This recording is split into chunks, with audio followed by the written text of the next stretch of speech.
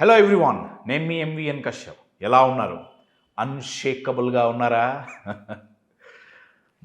మనం అన్షేకబుల్గా ఉంచుకోవాల్సిన ఏరియాస్లో చాలా ఇంపార్టెంట్ ఏరియా అండి. అది రిలేషన్షిప్స్. ఎందుకంటే మన లైఫ్లో మనం రెండిట్లో ఎక్కువ టైం స్పెండ్ చేస్తాం. ఒకటి మన రిలేషన్షిప్లో, మన పార్ట్నర్తో, మన స్పౌస్తో. సెకండ్ మన కెరియర్ అండి, మనం చేసే జాబ్, మనం చేసే పని.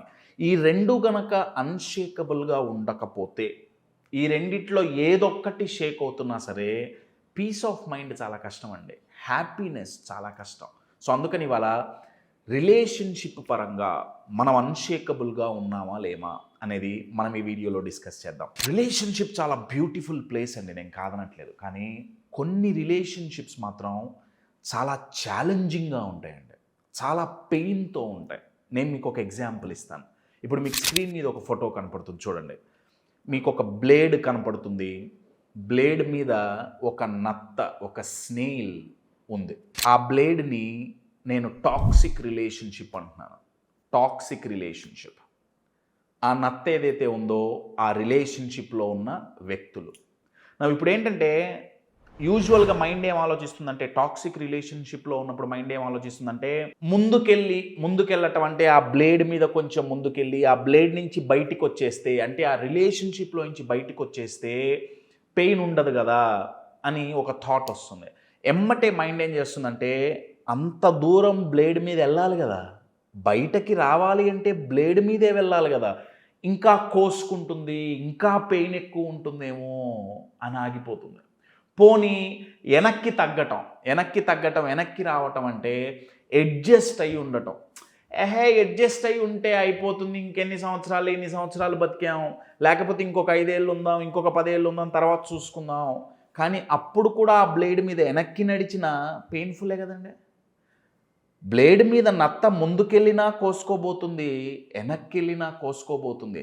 ఈ ముందు వెనక బయటికి పోవటమా రిలేషన్షిప్లో నుంచి, లేకపోతే అడ్జస్ట్ అవ్వటమా, వెనక్కి తగ్గటమా, ఈ రెండిటి వైపు ఆలోచించి రెండూ పెయిన్ఫుల్లే కదా అని ఉన్న చోటే ఉంటాం మనం. కానీ మర్చిపోయేది ఏంటంటే, ముందుకు జరిగిన పెయినే, వెనక్కి జరిగిన పెయినే ఈ బ్లేడ్ మీద కోసుకోపోతుంది. కానీ అక్కడ ఉండటం ఈ రెండిటి కంటే ఎక్కువ పెయిన్ఫుల్ అండి. అటువంటి రిలేషన్షిప్లో ఉండటం మనల్ని మనం మానసికంగా కట్ చేసుకున్నట్టే. కొంచెం ప్రయత్నించి ముందుకెళ్దాం, కానీ ముందుకెళ్ళాలంటే పెయిన్. అర్థమవుతుందా అండి? అలా గనుకుంటే మనం అన్షేకబుల్గా ఉండలేం. అటువంటి రిలేషన్షిప్లో ఉంటే మనం అన్షేకబుల్గా ఉండలేం. అందుకని ఈ వీడియోలో ఏ క్వాలిటీస్ ఉంటే మన పార్ట్నర్లో, స్పౌస్లో, భార్య కావచ్చు, భర్త కావచ్చు, or girl friend, boy friend, అదేదైనా రిలేషన్షిప్ కానివ్వండి, అవతల వ్యక్తికి ఏ క్వాలిటీస్ ఉంటే ఆ రిలేషన్షిప్ టాక్సిక్ రిలేషన్షిప్ అవుతుంది అనేది ఒక 2-3 క్వాలిటీస్ మనం ఈ వీడియోలో డిస్కస్ చేసుకుందాం. Are you ready? MVN Kashyap ఒక అమేజింగ్ లైఫ్ కోచ్. ఎందుకంటే జీవితంలో అయినా, బిజినెస్లో అయినా సమస్యలు, కష్టాలు, నష్టాలు వస్తుంటాయి. అటువంటి టఫ్ టైమ్స్ని ఎదుర్కోవాలంటే మన మైండ్ టఫ్గాను, అన్షేకబుల్గా ఉండాలి.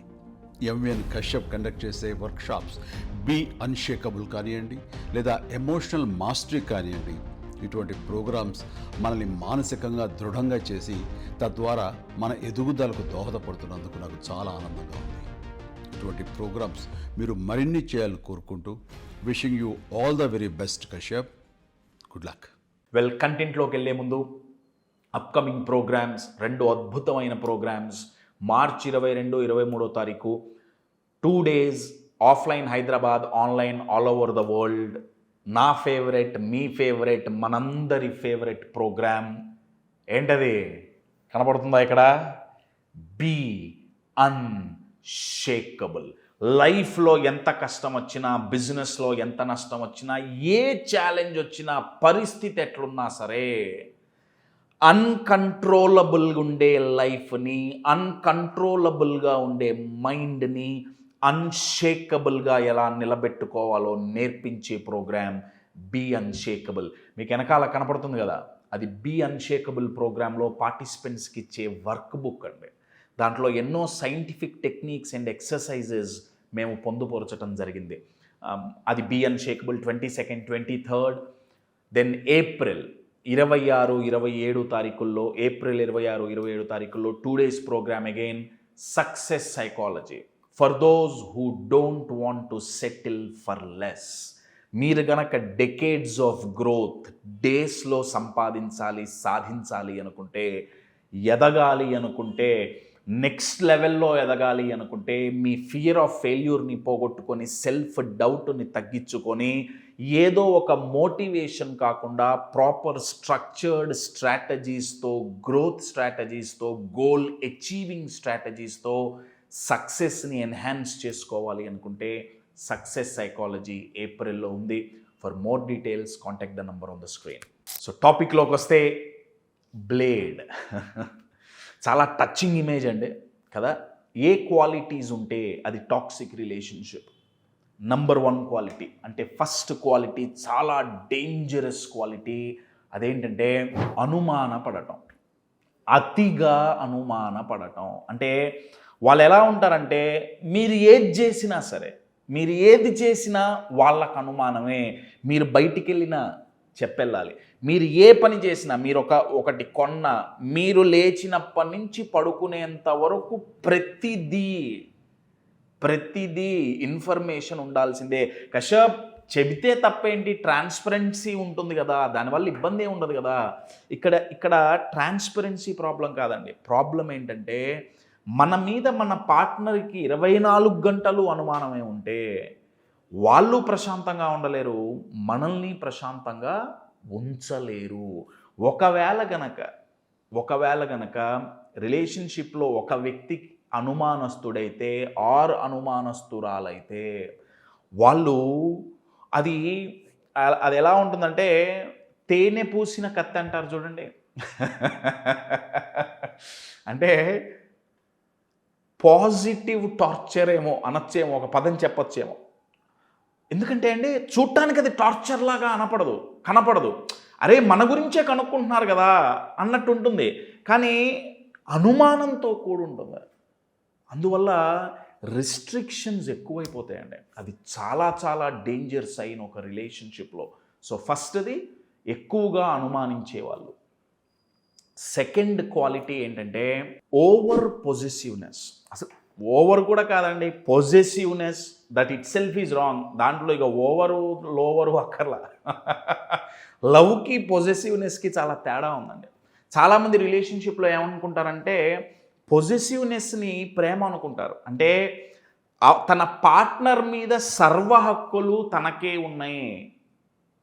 కశ్యప్ తప్పే ఉందిరా, మన పార్ట్నర్ మనల్ని వాళ్ళ ఫస్ట్ ప్రయారిటీగా ఉంచుకోవాలి కదా, దాంట్లో తప్పే ఉంది, హక్కు ఉండాలి కదా. ఉండాలండి, నో డౌట్, నేను కాదనట్లా. కానీ కొన్ని సందర్భాలలో మన పార్ట్నర్ కంటే ఇంకొక సిచ్యువేషన్కో వేరే వ్యక్తికో ప్రయారిటీ ఇవ్వాల్సి ఉంటుంది. అంటే నెగిటివ్గా కాదండి. నేను మీకు ఒక ఎగ్జాంపుల్ ఇస్తాను. పొజెసివ్నెస్ వల్ల వచ్చే ఛాలెంజ్ ఏంటంటే, ఎవరైతే పొజెసివ్గా ఉంటారో వాళ్ళ పార్ట్నర్స్ చాలా సఫకేట్ అవుతారండి. సఫకేట్ అవ్వటం అంటే మిమ్మల్ని ఒక రూమ్లో కూర్చోబెట్టి బంధించేసి, ఎక్కువగా మీకు అసలు గాలి అందట్లేదు అనుకోండి, అంతెందుకండి, మీరు ముక్కు నోరు మూసుకొని ఒక 10 సెకండ్లు కూర్చొని సఫకేట్ అవుతారా? సఫకేషన్లో ఆక్సిజన్ అందదు, చెమటలు పట్టేస్తాయి. అదే రకంగా పార్ట్నర్ గనక పొజెసివ్ అయితే, వాళ్ళు ఏ పని చేసినా సరే వాళ్ళు నలుగురితో కలవనీరు. ఫ్రెండ్స్ని కలవటం, వీళ్ళకి పొజెసివ్నెస్ ఉండటం వల్ల ఇన్సెక్యూరిటీ వస్తుంది. కొంచెం ఎవరితో అన్నా క్యాజువల్గా మాట్లాడితే, క్లోజ్గా మాట్లాడితే, నవ్వుతూ మాట్లాడినా సరే, అర్థమవుతుందా అండి, వీళ్ళు తట్టుకోలేరు. సో ఫస్ట్ బాగా అనుమానించే వాళ్ళు చాలా డేంజరస్ క్వాలిటీ అండి అది రిలేషన్షిప్లో. అటువంటి రిలేషన్షిప్ ఇందాక చూపించిన ఫోటోలాగా బ్లేడ్ లాంటిది, దాని మీద ఎంత ఎక్కువ నడిస్తే అంత ఎక్కువ మీరు నష్టపోతారు. Second, possessiveness. థర్డ్, వీళ్ళిద్దరికీ ఈ నెగిటివ్ క్వాలిటీస్ అన్నీ కలబోసి సబ్కా బాప్ అంటాను చూడండి హిందీలో, అటువంటి డేంజరస్ క్వాలిటీ, అటువంటి డేంజరస్ పార్ట్నర్, వాళ్ళ పేరే నార్సిజం. నార్సిజం అంటే అర్థం ఏంటంటే, నేను 2-3 క్వాలిటీస్ చెప్తానండి. దీని మీద నేను ఫుల్ లెంత్ వీడియోలు చేసినవి 2-3 ఉన్నాయి, అవి మీరు చూడొచ్చు. ఇక్కడ 2-3 నేను క్వాలిటీస్ చెప్తాను. నార్సిస్టులు ఎలా ఉంటారంటే, నేను చెప్పిందే కరెక్ట్, 24/7 నేను పట్టిన కుందేలికి 3 కాళ్ళు. తెలుగులో ఒక సామెత ఉంది కదా, తాబట్టిన కుందేలికి 3 కాళ్ళు. సో ఏది చెప్పండి, నేనే కరెక్ట్, నువ్వు రాంగ్, నేను చెప్పిందే వేదం, నువ్వు చెప్పింది కరెక్ట్ కాదు. అసలు మీరు చెప్పిన మాట వాళ్ళు వినరండి.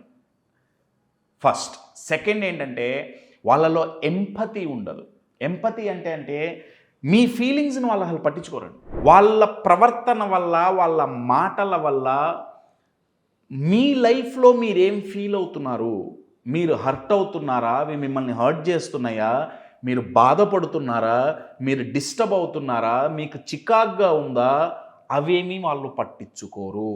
మీరు ఎంత ప్రాబ్లంలో ఉండండి, మీరు ఏ ఇమోషనల్ స్టేట్ ఆఫ్ మైండ్లో ఉండండి, అది ఏదైనా కానివ్వండి, మీరు కుప్పగోలిపోతున్నా సరే, మీరు మానసికంగా కానీ ఫిజికల్గా కానీ టోటల్గా కుప్పకూలుతున్నా సరే, అసలు మీ వల్ల కాని పరిస్థితుల్లో కూడా వాళ్ళు అడిగింది వాళ్ళకి చేయాల్సిందే.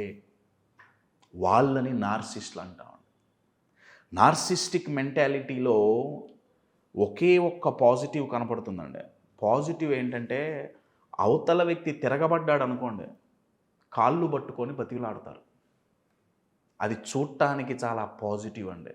వీళ్ళు పిచ్చోళ్ళు పాపం ఏమనుకుంటారంటే, ఇంత టార్చర్ పెట్టినా ఇవాళ నా కాళ్ళ మీద పడ్డాడు కదా, కాళ్ళ మీద పడింది కదా, పాపం నేనంటే ఇష్టంలే, నేనంటే ప్రేమేలే. కాదు, బాగా గుర్తుపెట్టుకోండి. నిజంగా ప్రేమ గౌరవం ఉంటే అంత ఇమోషనల్గా అంత డ్యామేజ్ చేయరండి. ఇది మీరు బాగా గుర్తుపెట్టుకోండి. అబ్యూజ్ వరకు వెళ్ళిపోతుంది. ఫోర్త్ క్వాలిటీ అబ్యూజ్ అనుకోవచ్చు. అబ్యూజ్ అంటే అది తిట్టడం కావచ్చు, కొట్టడం కావచ్చు. ప్రేమ ఉన్నవాడు ఎవడన్నా కొడతాడండి? అరే కశ్యప్, తల్లికి పిల్లల మీద ప్రేమ కదా, కొడుతుంది కదా, లిమిట్ ఉంటుంది కదా. నార్మల్గా నచ్చంది ఎక్స్ప్రెస్ చేయటం ఒకటి, కానీ అబ్యూస్ చేయటం ప్రాబ్లీ, దీని మీద నేను ఒక వీడియో చేస్తానండి. గొడవైనప్పుడు, ఒక ఆర్గ్యుమెంట్ జరుగుతున్నప్పుడు ఓన్లీ తప్పులు ఎంచటం వరకే ఆగిపోయిందా, లేకపోతే అబ్యూజ్ వరకు పోతుందా, దాని మీద కూడా నేను ఒక వీడియో చేస్తాను. But in short my dear friends, ఎవరైతే పొజెసివ్గా ఉంటారో, ఎక్కువగా అనుమానిస్తుంటారో, ఎవరిలో అయితే నార్సిస్టిక్ క్వాలిటీస్ ఉన్నాయో, మై డియర్ ఫ్రెండ్స్, వాళ్ళతో రిలేషన్షిప్ చాలా డేంజరస్ అండి, చాలా టాక్సిక్గా ఉంటుంది. కశ్యప్, వాళ్ళు మారరా? నా క్వశ్చన్ ఏంటంటే, వాళ్ళను మార్చాలంటే చాలా సైకాలజీ తెలిసి ఉండాలండి. రిలేషన్షిప్ మీరు బాగా గుర్తుపెట్టుకోండి. టాక్సిక్ రిలేషన్షిప్ ఫోటోలో చూపించినట్లు బ్లేడ్ మీద నడవటం లాంటిది. వెనక్కి పోయినా పేనే, ముందుకు పోయినా పేనే అని చెప్పి అక్కడే ఉంటే మాత్రం అది చాలా పెయిన్ఫుల్ అండి. ఇంకొంచెం పెయిన్ అనుభవించేనా సరే బయట పడగలిగామా, మై డియర్ ఫ్రెండ్స్, జీవితాంతం ఆ రిలేషన్షిప్, టాక్సిక్ రిలేషన్షిప్ అనే బ్లేడ్ మీద ఉండి మనల్ని మనం కోసుకొని గాయపరుచుకునే దురదృష్టం, గాయపరుచుకోకునే అవసరం మనకుండదు. My dear friends, choose wisely. ఎందుకంటే రిలేషన్షిప్ అండ్ కెరియర్, ఈ రెండు అన్షేకబుల్గా కనుక ఉంటే, అందుకే అన్షేకబుల్లో రిలేషన్షిప్ రిలేటెడ్ ఒక టాపిక్ మేము ఎప్పుడూ కవర్ చేస్తుంటామండి. ఆ పాయింట్స్ ఎవరికైతే అర్థమవుతాయో వాళ్ళు రిలేషన్షిప్ని చాలా ప్యాషనేట్గా తయారు చేసుకోగలుగుతారు. లేదా మా రిలేషన్షిప్ మాస్టరీ ప్రోగ్రామ్స్లో కూడా ఇటువంటివి నేర్పిస్తుంటాం. బట్ మై డియర్ ఫ్రెండ్స్, అది రిలేషన్షిప్ అయినా సరే, కెరియర్ అయినా సరే, if it is too much painful, I think ఒక నిమిషం ఆగి ఆలోచించాల్సిన అవసరం ఎంతో ఉంది.